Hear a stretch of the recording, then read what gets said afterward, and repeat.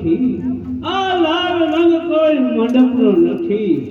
આ શું મારા પતિની આવી હાલત? કોઈ પણ મારા પતિ માટે પાસે પાણીની ઉદારતા બતાવશો ખરા? ખોલ માલવરાજ, ઓ માલવરાજ, આવી હિચકારી જિંદગી હવે તારે કેટલી જીવી છે? 1 લાખ જિંદગી જીવી શકો છો, માત્ર તમે સુખી કરવા. ઓ માલવરાજ, મારા જેવું એકઠું અન્ન મેળવી કુદરતે આપેલું અમૃત શા માટે ડોલે છે? તને સુખી કરવા માટે છે. તારો વૈસર મારી સાથે થવાનો હતો, પણ મારા પિતાએ ગ્રહવર્મા સાથે પરણાવી મારી ગુમાવેલી પાછી મેળવવા માટે. ઓ માલવરાજ, આવી કાળી ચીલડી લગાવી શા માટે જીવો છો? કોઈ હરકત નહીં. દોષ કયો વસ્ત્રના થાળાઓ, શોભના વસ્ત્ર ઉતારો, આ સુશોભિત વસ્ત્ર ધારણ કરો. એ વસ્ત્ર તમારી પાસે રાખો. મળશો ત્યારે કફન મળશે નહીં, અને મળશો ત્યારે પીવા પાણી પણ મળશે નહીં. એ હાલત તારા પતિની જો. છેલ્લી ઘડી એને પાણી મળતું નથી. દાખલો છે મોજૂદ કે છેલ્લી ઘડી એને કફન મળતું નથી. ઓ કુદરત, પરશુરામે 21 વખત આ પૃથ્વી નક્ષત્ર કરી, તે પછી અબળાના રક્ષણ માટે કોઈ રાજપૂત જાયો નથી. કોઈ તૈયાર નથી અબળાનું રક્ષણ કરવા અને પરમાત્મા બનવા. આ માધવગુપ્ત તૈયાર છે. કોણ માધવગુપ્ત? હા, મારી તને આજ્ઞા છે કે માનવ દેશ સર કરવા અને વિધવાને મેળવવા માટે થાય મને મદદ કર. શું મોટા ભાઈ, આ તમારી આજ્ઞા છે? હા, મારી આજ્ઞા છે. તો પછી ભાઈ દુર્યોધન આજ્ઞા કરે અને સતી દ્રૌપદીના જીવ ખેંચવા તૈયાર થાય. એ ભાઈ દુશાસન, આ માધવગુપ્ત નહીં. આ જે મહિલા અમ દેશ તણું જવાહીર છે. જ્યાં એના આંસુ પડે ત્યાં અમારા રુધિર છે. અમ દેશમાં જન્મેલી ગમે તેવી જાત હો, આ હિન્દમાં જન્મેલી શ્રી અમ હિન્દુજનોની માત હો. તો માધવગુપ્ત તારી નિજર હામે આ વિદ્વાને સત્યોના કલ્યાણ માટે આ કલ્યાણી હાજર.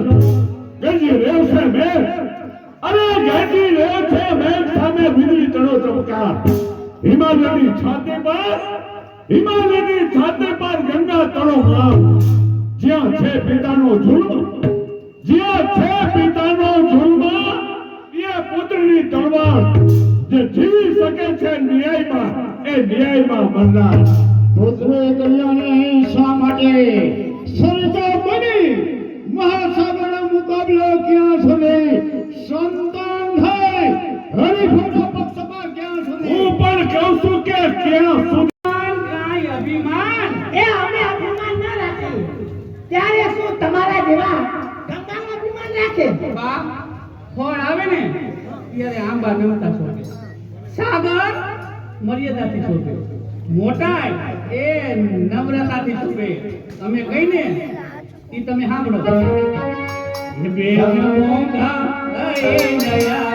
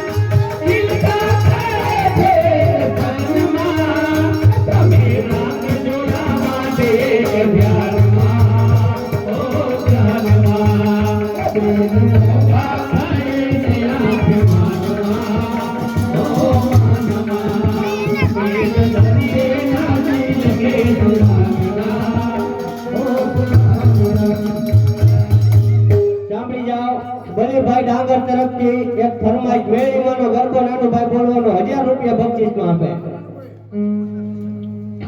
છે બધી ઈશ્વરી માયા છે બધી ઈશ્વરી માયા મસ્તાન થઈ કોઈ પડતો નહીં થાય ઘણી થાય હવે અભિમાન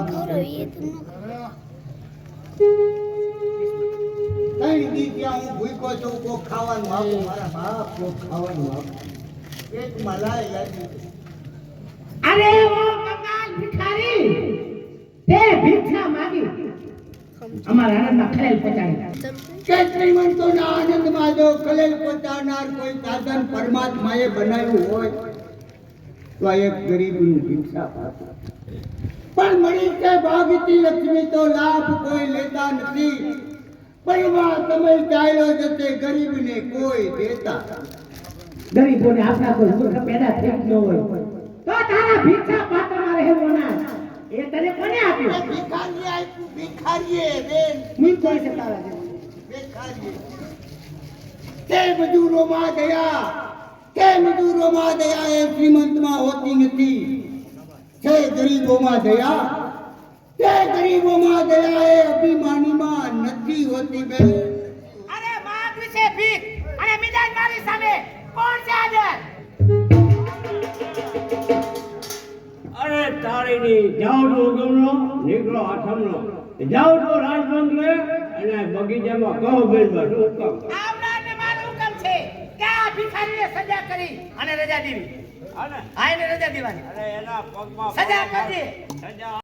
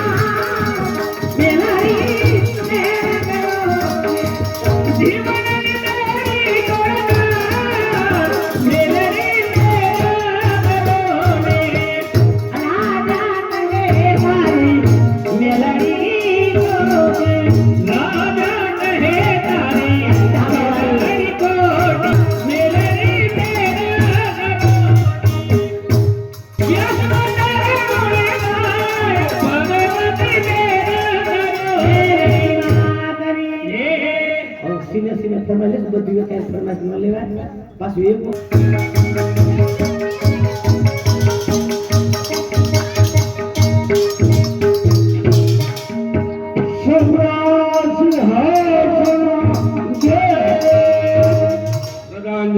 મહારાજા આવ્યા યુદ્ધમાં બંગાળ પતિ સથાન દેવને જીવતા દેવ કર્યા તો તેના નાગવા સતેની ભરો કોઈ શબ્દ કરે નાથ મુદ્રા માટે બોલા જય આપણી આજ્ઞા ચાલો લડિયા સમ્રાટ હર્ષને ગજરમાં પધારો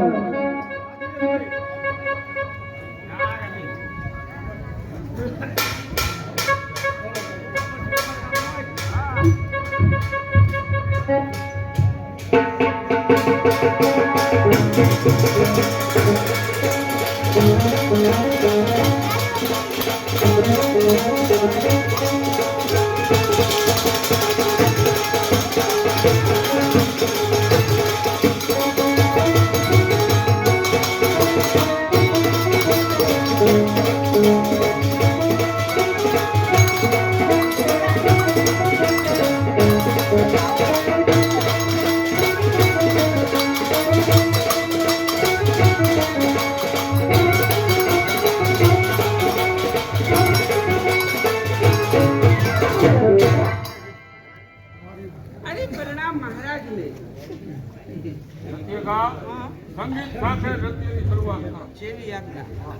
નમો